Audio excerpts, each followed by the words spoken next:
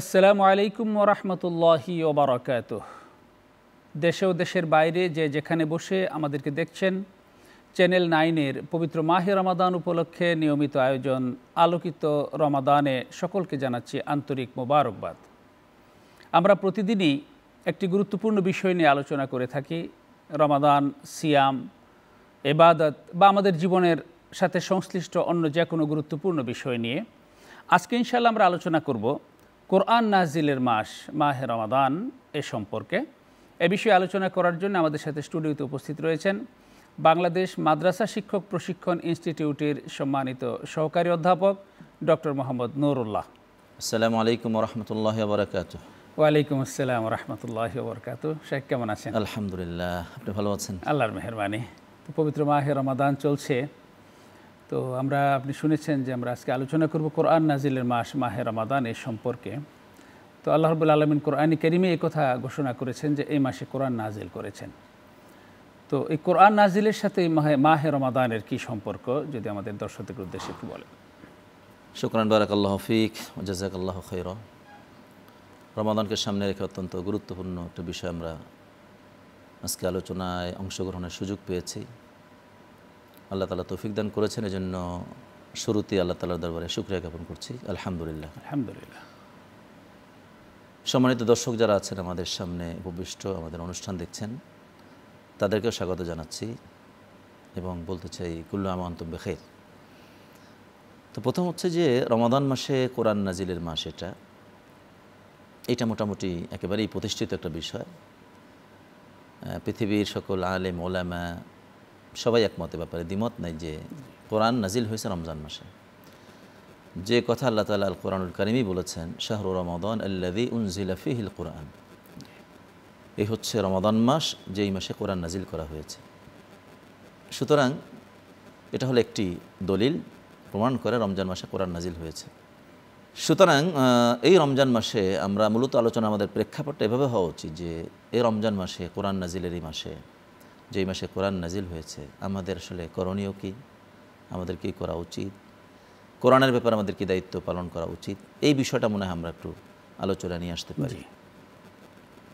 প্রথম হচ্ছে যে আমরা একজন মুমিন যারা আছি, আমরা যারা মুসলিম হিসেবে আমাদেরকে বিশ্বাস করি, আমাদের পরিচয় দিই, আমাদের সবার আগে যে জিনিসটা প্রয়োজন সেটা হচ্ছে এই কোরআনের প্রতি আমাদের ঈমানকে মজবুত করা। এটা দিয়ে আল্লাহ তাআলার বাণী, আল্লাহ তাআলার কালাম, মুহাম্মদ রাসূলুল্লাহ সাল্লাল্লাহু আলাইহি ওয়াসাল্লামের উপর নাজিল হয়েছে। এই কোরআনের মধ্যে কোনো সন্দেহ নাই বলে আল্লাহ তাআলা ঘোষণা করেছেন। এই ব্যাপারে আমাদের ঈমানকে মজবুত করা, এটা আমি মনে করি রমাদান মাসে কোরআনের ব্যাপারে আমাদের প্রথম একটা দায়িত্ব। এই কথা বলার কারণটা কি, বলে যারা মুসলিম তাদের ঈমান কি সবার কোরআনের উপর মজবুত না? আমি বলবো এক্ষেত্রে যে না, সবার সমান মজবুত নয়। কারণ এই কোরআনের বিষয়ে ঈমানীগত দৃষ্টিভঙ্গিতে বা আকীদার দৃষ্টিতে ভিন্ন ভিন্ন দৃষ্টিভঙ্গি আছে। আমি কয়েকটা দৃষ্টিভঙ্গি তুলে ধরতে চাই। যেমন প্রথম দৃষ্টিভঙ্গি হচ্ছে, একদল মানুষ মনে করেন এই কোরআন হচ্ছে শুধুমাত্র আল্লাহ নাজিল করেছেন, রাসূলের কাছে এসেছেন, এটা পড়লে অনেক সওয়াব হয়, প্রত্যেক অক্ষরে 10টা করে নেকি হয়, এটা এই সবগুলো আমাদের মরার পরে কাজে লাগবে, সওয়াব পাবো, জান্নাতে যাওয়ার জন্য সহায়ক হবে। এটা হলো একটা দৃষ্টিভঙ্গি। আরেকটা দৃষ্টিভঙ্গি হচ্ছে যারা মনে করেন যে না, এই কোরআন আমাদের দুনিয়ার জীবনে খুব বেশি কাজে না লাগলেও আখিরাতের জন্য আমাদের খুবই ইম্পর্ট্যান্ট, গুরুত্বপূর্ণ। এই কোরআন মানুষকে ভালো মানুষ হিসেবে তৈরি করে, কোরআন মানুষকে সুন্দর মানুষে পরিণত করে। এইটা একটা দৃষ্টিভঙ্গি আমাদের সমাজে প্রচলিত আছে। তৃতীয় যে দৃষ্টিভঙ্গি আছে তা হচ্ছে আল কোরআনুল কারীম আল্লাহ তাআলা নাজিল করেছেন মানুষের জন্য, এবং এই মানুষের তার জীবন ইহকালীন এবং পরকালীন কল্যাণের জন্য যা কিছু দরকার, যত ধরনের নির্দেশনা দরকার, আইডিয়া দরকার, দৃষ্টিভঙ্গি দরকার, এবং আমি বলবো বিধিবিধান দরকার, আহকাম দরকার, সব কিছু আল্লাহ তাআলা আল কোরআনুল কারীমে নাজিল করেছেন। এবং এই তিনটা দৃষ্টিভঙ্গি থেকে নিঃসন্দেহে আমরা বলবো তৃতীয়টা হচ্ছে চূড়ান্ত এবং এটাই ফাইনাল। এই জন্য আল্লাহ বলেছেন, মা ফাররাতনা ফিল কিতাবি মিন শাই, আমি কোরআনে তোমাদের জন্য প্রয়োজন কিন্তু বলি নাই এমন কোনো জিনিস পাওয়া যাবে না। সুতরাং এই জায়গা থেকে, আমাদের আস্থা এবং বিশ্বাসের জায়গা থেকে আমরা যদি এখান থেকে সরে যাই, কোরআনকে খণ্ডিত কোনো বিষয় মনে করি, কোরআনকে যদি মনে করি শুধুমাত্র আমাদের আখিরাতের কাজে লাগবে, সওয়াবের কিতাব, মানুষ মারা গেলে সেখানে বসে পড়লে সব পাওয়া যাবে, তার জন্য কবর আজাব মাফ হবে, কোরআন শরীফ সাথে রাখলে বালা মুসিবত দূর হবে, তাবিজ বানালে ভালো হবে, এই আইডিয়া যদি পোষণ করি তাহলে মনে করতে হবে আমাদের কোরআনের প্রতি যে হক রমজান মাসে নাজিল হয়েছে, যে ঈমান আমাদের রাখা দরকার ছিল, সেখানে আমাদের কমতি আছে, খণ্ডিত ধারণা। এই খণ্ডিত ধারণা পোষণ করা যাবে না। এ পর্যায়ে আপনার কাছে আমাদের জানার হলো যে এই যে কোরআন নাজিল আল্লাহ রাব্বুল আলামিন করেছেন, এটা মাহে রমাদানে করেছেন, মানুষের কল্যাণে করেছেন, হুদাল্লিন নাস ওয়া বাইয়িনাতিম মিনাল হুদা হুদাল্লিল মুত্তাকিন, এরকম বিভিন্ন দিক নির্দেশনা আল্লাহ রাব্বুল আলামিন দিয়েছেন, বিভিন্ন ডাইমেনশন উল্লেখ করেছেন। তো এই মাহে রমাদানে এবং রমাদানের পরেও কোরআনের প্রতি আমাদের হক কী, কোরআনের প্রতি আমাদের করণীয় কী? শুকরান। আমাদের যেহেতু সময় কম, অত ডিটেল তো বলার সুযোগ নেই, আসলে অনেকগুলো দলিল কোরআনে রয়েছে। তাহলে আমাদের আস্থা বিশ্বাস দৃঢ় করতে হবে যাতে আমরা চলতে পারি, এটা হলো 1 নম্বর। 2 নম্বর হচ্ছে যে কোরআনের ব্যাপারে আমাদের প্রথম হক হচ্ছে এই কোরআনকে বোঝা, কারণ কোরআনের আলোচ্য বিষয় কিন্তু মানুষ। দেখবেন কোরআনের ছত্রে ছত্রে লাইনে লাইনে এমন কোনো জায়গা নাই, হয়তো মানুষের আখিরাতের কথা বলা হয়েছে, না হলে মানুষের সাথে আল্লাহ তাআলার সম্পর্ক কেমন হবে তা বলা হয়েছে, না হলে মানুষের সাথে অন্য মানুষের সম্পর্ক কী হবে তা বলা হয়েছে, না হয় মানুষের সাথে অন্য সৃষ্টিজীবের সম্পর্ক কী বলা হয়েছে। তাহলে কোরআনকে মানুষকে কেন্দ্র করে, কিন্তু মানুষের বাইরে কোনো আলোচনা এখানে নাই। সুতরাং আমার জন্য যেহেতু আল্লাহ কোরআন নাজিল করেছেন, যেহেতু আমার জন্য আল্লাহ তাআলা কোরআন দিয়েছেন রাসূলের মাধ্যমে, এই রমাদান মাসে প্রথম হক হচ্ছে, প্রথম দায়িত্ব হচ্ছে একজন মুসলিম হিসেবে আমাদের কোরআনকে পড়তে শেখা।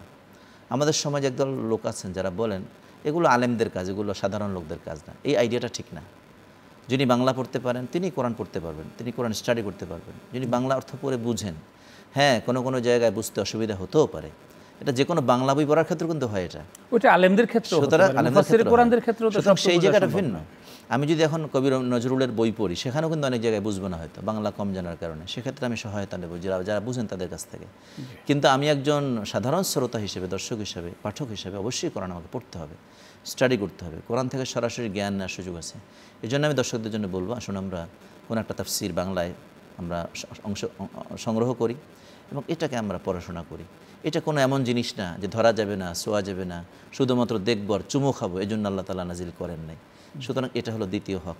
নাম্বার 3 হচ্ছে যে আমাদেরকে কোরআন শুধু বুঝলে হবে না, কোরআনের যে নিরপেক্ষভাবে কোরআন বুঝে তার হেদায়েতগুলো গ্রহণ করে আমাদের জীবনে আমল করতে হবে, কাজে লাগাতে হবে। আমি নিজে আমল করব, আমার পরিবার, আমার ফ্যামিলি, আমার সমাজ, আমার সোসাইটি, আমার সকল মানুষকে আমরা এঙ্গেজ করার চেষ্টা করব। আসুন আমরা কোরআনের শিক্ষা গ্রহণ করি, কোরআনের শিক্ষা আমাদের জীবনে ধারণ করি। এবং সত্যিকার অর্থে আল্লাহ রাসূল সাল্লাল্লাহু আলাইহি ওয়াসাল্লাম কিন্তু একটা জাহেল মানুষকে, একটা মূর্খ সমাজকে শিক্ষিত করেছিলেন, একটা একদল অসভ্য মানুষকে সভ্য বানিয়েছিলেন। তারা কিন্তু পৃথিবীর শ্রেষ্ঠতম জায়গায় অবস্থান করেছিল মুসলিম উম্মাহ, এই কোরআনের সংস্পর্শে, শুধুমাত্র কোরআনের সংস্পর্শ নেই। আমি দলিলটা বলতে চাই, সেটা আল্লাহ বলছেন ইন্না আকরামাকুম ইনদাল্লাহি আতকাকুম, তোমাদের জন্য আল্লাহর কাছে হলো তিনি শ্রেষ্ঠ, যিনি হচ্ছে তাকওয়া সম্পন্ন। আর তাকওয়া সম্পন্ন মানুষ তৈরি করে হচ্ছে কোরআন, কারণ কোরআন যিনি মানবেন তিনি হচ্ছে মুত্তাকি, কোরআন যিনি আমল করবেন তিনি হচ্ছে মুত্তাকি, কোরআনের যে নিষেধাজ্ঞা আছে সেগুলো যিনি মেনে চলবেন তিনি হচ্ছে মুত্তাকি। সুতরাং এই জায়গায় যদি আমরা যেতে চাই, শ্রেষ্ঠ মানুষ হতে চাই, মর্যাদা সম্পন্ন মানুষ হতে চাই, সভ্য মানুষ হতে চাই, দুনিয়া এবং আখিরাতে কল্যাণ চাই, তাহলে আল কোরআনকে আমল করার কোনো বিকল্প আমাদের নেই। সুতরাং এই জায়গাটা আমরা আপোষ করব না কোথাও, কোরআনকে মানব, কোরআনকে জানব, কোরআনকে আমল করব। তাহলে আমার মনে হয় মাহে রমাদানের যে হক সেটা আদায় হবে এবং আল্লাহ তাআলা আমাদের এর মধ্যে দুনিয়া এবং আখিরাতে বরকত দান করবেন, সে প্রত্যাশা করতে পারি আমরা। অত্যন্ত চমৎকারভাবে আপনি বিষয়গুলো তুলে ধরেছেন। মাহে রমাদানে কোরআন নাজিল হয়েছে এবং কোরআনের প্রতি আমাদের করণীয় কী, দর্শকবৃন্দ নিশ্চয়ই বিষয়টি উপলব্ধি করতে পেরেছেন। আমাদেরকে আল্লাহ তাআলা আমল করার তৌফিক দান করুন। আপনি কষ্ট করে সময় দিয়ে আমাদের স্টুডিওতে এসেছেন, কথা বলেছেন, আপনাকে আন্তরিক মোবারকবাদ। আপনাকে অসংখ্য ধন্যবাদ দাওয়াত দেওয়ার জন্য। দর্শকবৃন্দ, এই ছিল আমাদের আজকের আয়োজন। আমরা জানলাম কোরআনে কারীম কি, মাহে রমাদানে কোরআন নাজিল হয়েছে এবং এই কোরআন মানুষের জন্য এসেছে। এই কোরআনের মাধ্যমে আমাদের জীবন গঠন করতে পারি, জীবনকে পরিশীলিত করতে পারি, এই কোরআনের মাধ্যমে আমাদের দুনিয়া এবং আখিরাতের কল্যাণকে নিশ্চিত করতে পারি। আসুন আমরা কোরআনমুখী জীবন গঠন করি, কোরআন পড়ি, শুদ্ধভাবে কোরআন পড়ার চেষ্টা করি, কোরআন বুঝি এবং কোরআনের শিক্ষায় আমাদের জীবন গঠনের চেষ্টা করি। ব্যক্তি জীবন, পারিবারিক জীবন, সামাজিক জীবন, সকল ক্ষেত্রে কোরআনের শিক্ষা আমরা অনুসরণ করার চেষ্টা করি। আল্লাহ তাআলা আমাদেরকে তৌফিক দান করুন। সবাইকে আগামী অনুষ্ঠান দেখার আমন্ত্রণ জানিয়ে আজকের মতো এখানেই শেষ করছি। আসসালামু আলাইকুম ওয়া রাহমাতুল্লাহি ওয়া বারাকাতুহু।